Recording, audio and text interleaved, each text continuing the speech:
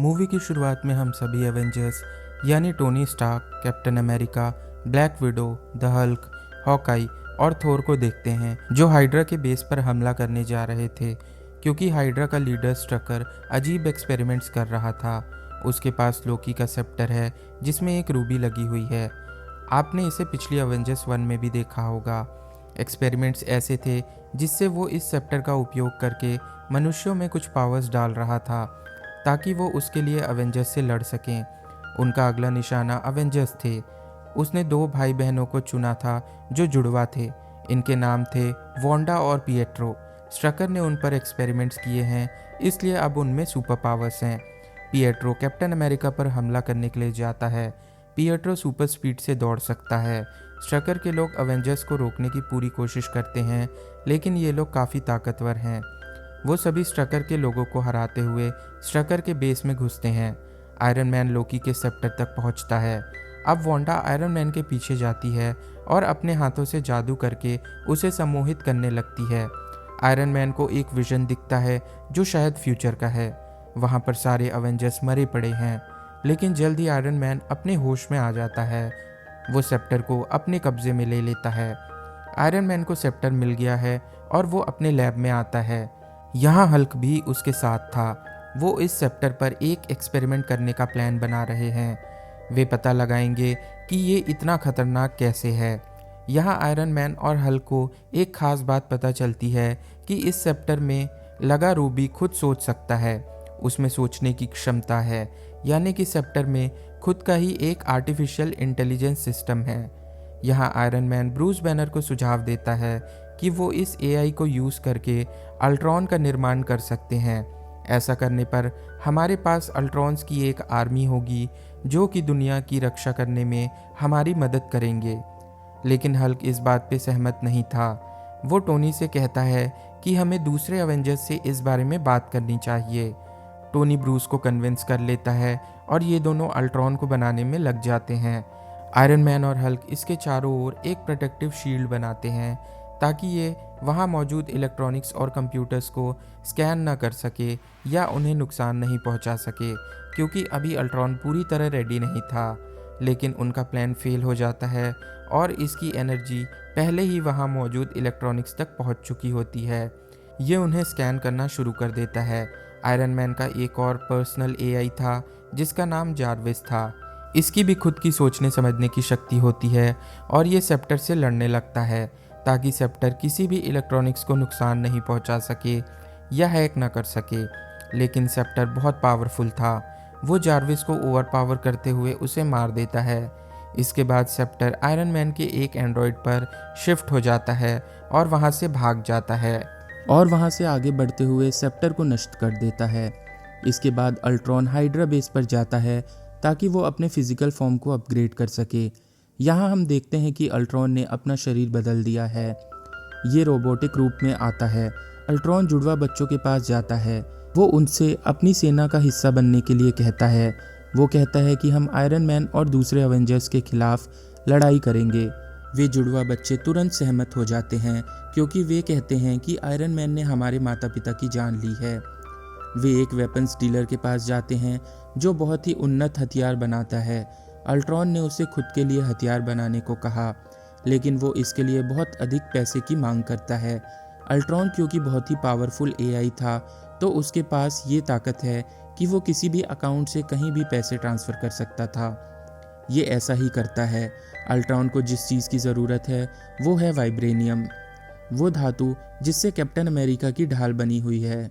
ये बहुत मजबूत धातु है। अल्ट्रॉन का प्लान है कि वो इससे अपने लिए एक बॉडी बनाएगा ताकि अवेंजर्स उसको कोई नुकसान ना पहुंचा पाएँ। अब जुड़वा बच्चे अवेंजर्स तक पहुंचते हैं। वांडा के पास जादुई शक्तियां हैं जिससे वो दूसरों के दिमाग को नियंत्रित कर सकती है, इसलिए वो हल्क के दिमाग को नियंत्रित करती है। वो उसके दिमाग में ये बात भर देती है कि अवेंजर्स उसे मारना चाहते हैं। वो गुस्से में आ जाता है।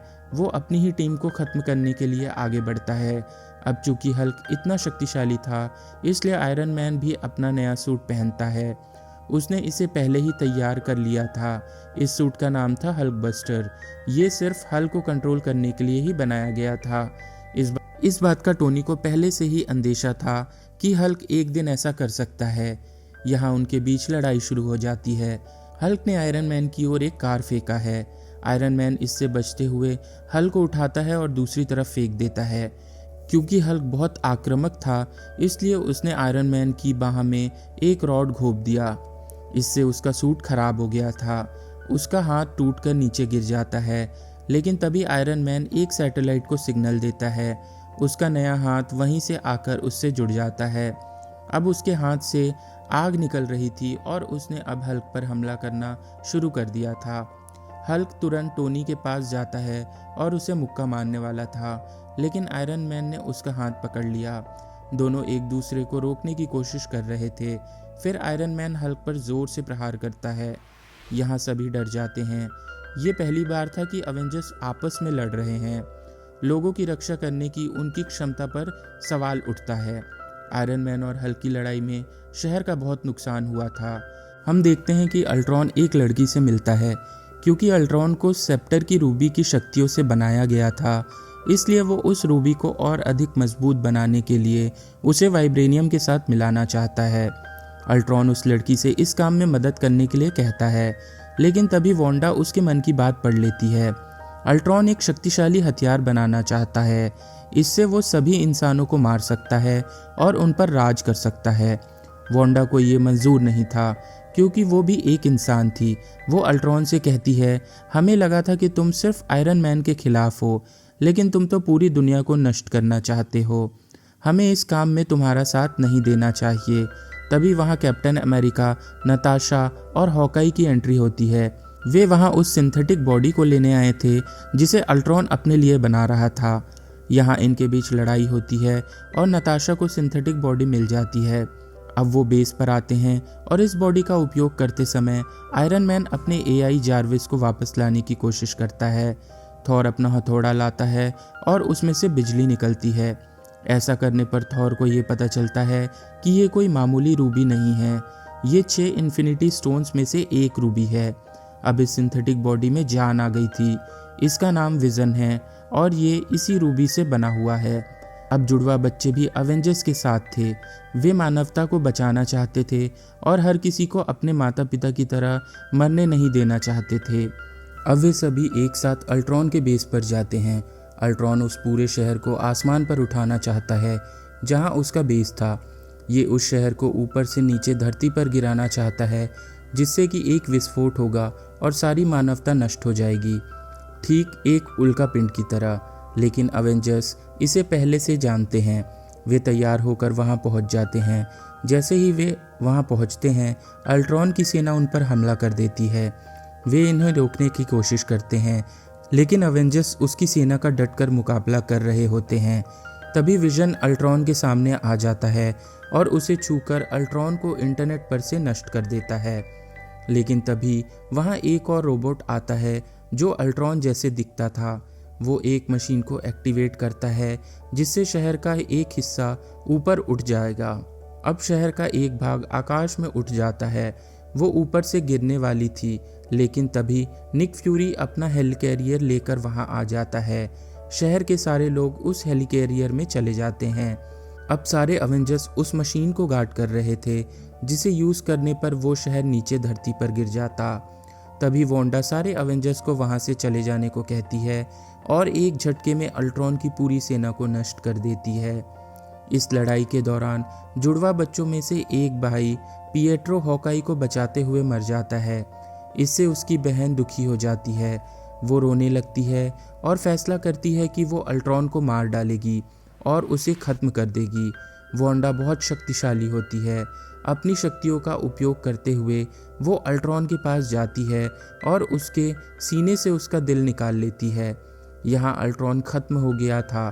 किसने सोचा था कि वांडा इसे ख़त्म करेगी। इसी बीच अल्ट्रॉन का एक रोबोट जो अभी भी बचा हुआ था, वो उस मशीन को एक्टिवेट कर देता है, जिससे कि वो शहर बहुत तेज़ी से नीचे गिरने लगता है। यदि ये शहर ज़मीन से टकराएगा तो पूरी पृथ्वी का विनाश हो जाएगा। आयरन मैन और थॉर इसे रोकने के लिए वहां पहुंच जाते हैं। आयरन मैन अपने सीने से उस मशीन पर एक एनर्जी ब्लास्ट का वार करता है। इससे वो मशीन की पावर इतनी बढ़ जाती है कि वो पूरा शहर छोटे छोटे टुकड़ों में बदलकर नीचे गिर जाता है। यहाँ अल्ट्रॉन भी नष्ट हो गया था और उसकी योजना भी खत्म हो गई थी, यानी कि अब कहीं कोई विनाश नहीं होगा। फिल्म के आखिरी सीन में हम देखते हैं कि अवेंजर्स का एक और बेस बना हुआ है। अब थॉर उनसे कहता है कि मुझे एसगार्ड लौटना होगा, क्योंकि मैंने अपनी विजन में जो 6 इन्फिनिटी स्टोन्स देखे हैं, मुझे उन पर कुछ रिसर्च करनी होगी। फिर कैप्टन अमेरिका और नताशा लोगों को अवेंजर्स टीम में जोड़ने के लिए ट्रेनिंग देना शुरू करते हैं। वे उन्हें नई तरीके सिखाने लगते हैं। फिल्म यहीं समाप्त होती है, लेकिन क्रेडिट के बाद का दृश्य में हम थैनोस को देखते हैं। वो कहता है कि अब मैं किसी पर भरोसा नहीं करूँगा, मैं खुद पृथ्वी पर जाऊँगा और उसका नाश कर दूँगा। इसके साथ ही अवेंजर्स का दूसरा भाग यहीं पर ख़त्म हो जाता है। वीडियो को अंत तक देखने के लिए धन्यवाद। वीडियो को लाइक और चैनल को सब्सक्राइब ज़रूर करें। इसके बाद हम अवेंजर्स पार्ट 3 इन्फिनिटी वॉर आप सबके सामने एक्सप्लेन करेंगे। मिलते हैं अगले वीडियो में, तब तक के लिए गुड बाय, टेक केयर।